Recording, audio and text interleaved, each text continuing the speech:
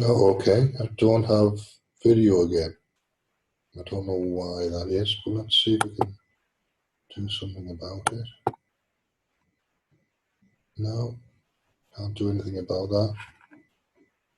Not to worry, I was going to share my screen anyway. Just make sure there's nothing personal on there. I don't think there is now. And then see where we go. Let's share screen. All right, let's just have a look at a few things here.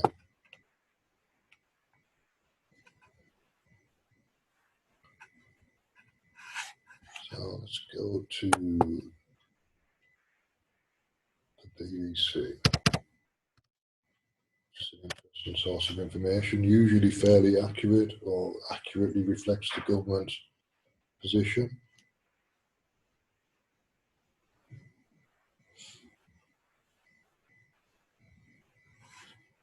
So this is what we've got. A testing plan seems to have been announced. I haven't seen the government announcements today so far, so I'm going to just read this and see what it tells me.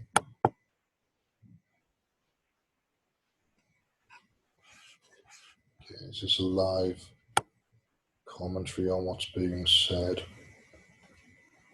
So the goal is 100,000 tests per day by the end of April. Right, so that's a pretty high number. It says a network of testing labs will be increased significantly with NHS workers prioritised. So all of these things are to be expected. 5,000 NHS workers have now been tested across various testing sites.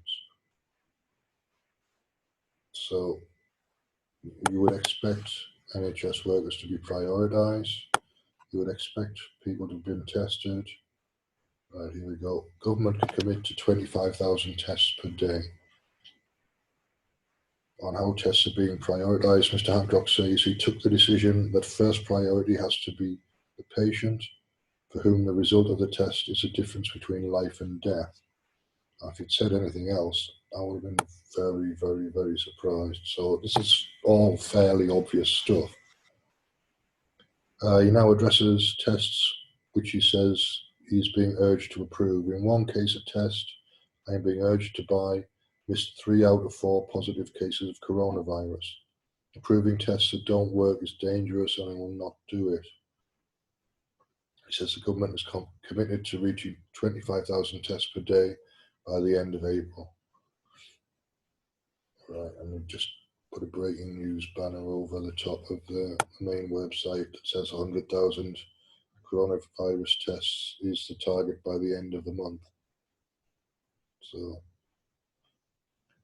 13.4 billion NHS debt to be written off. Health Secretary Matt Hancock says 13.4 billion of historic debt held by NHS trusts is going to be written off. He says this will put the service in a stronger position to fight the coronavirus and for its long-term future.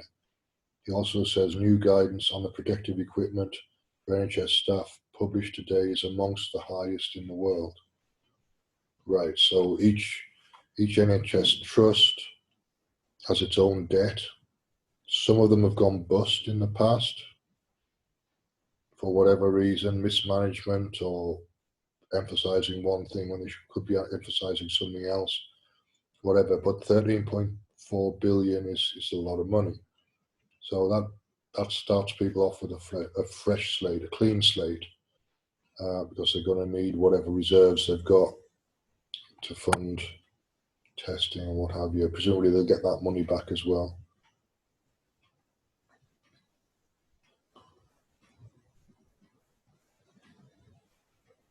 Right, so that's as far as we need to go with that. So that's the BBC.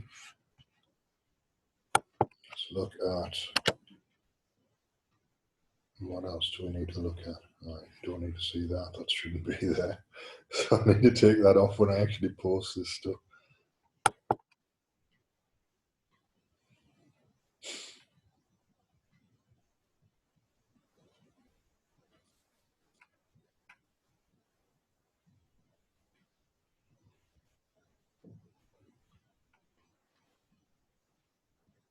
Let's take a look at something from YouTube that's interesting and see what we can do with it.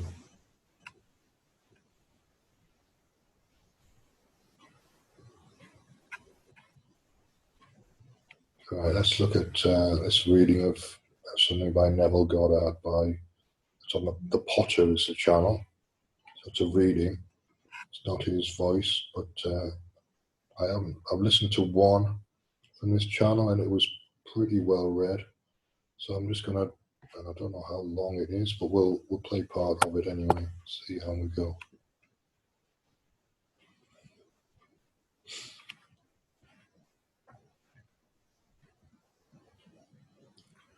So this is Christmas, man's birth as God. Christmas, man's birth as God. In the beginning was the Word, and the Word was with God, and the Word was God. The Word became flesh and dwells in us. John 1. Our physical birth is God's incarnation. For incarnation signifies the assumption by a divine being of human or animal form. When you were born, your little human form was assumed by God. Christmas marks the departure from God's incarnation and your birth as God. There are two births, one when God assumes your human form and the other when you assume the divine form as God. The first birth is from below, while the second birth, called Christmas, is from above. Every child born of woman is God incarnate, or the child could not be aware that he is. His consciousness is God's incarnation. The world, not knowing this, celebrates the wrong event, for Christmas is when man becomes conscious of being God. Here are a few paradoxes which disturb many people. All of these are actual quotes or interpretations of a quote. I shall no longer speak to you in figures, but tell you plainly of the Father. I came out from the Father and came into the world. Again I am leaving the world and going to the Father. I and my Father are one. I am going to the Father, for the Father is greater than I. When you see me. There you go. So you get the idea. That's Neville Goddard. One of his main claims is that human imagination is God, which I like. That makes sense to me. It makes sense looking at it from a human perspective. That makes total sense because everything that's created by man begins in the imagination. You can't do anything without imagining it first, even if it's just for a split second. So that makes sense to me. That'll probably do for today. I think that's enough to be going on with. We've got 10 minutes worth. Stop the screen share and stop the recording.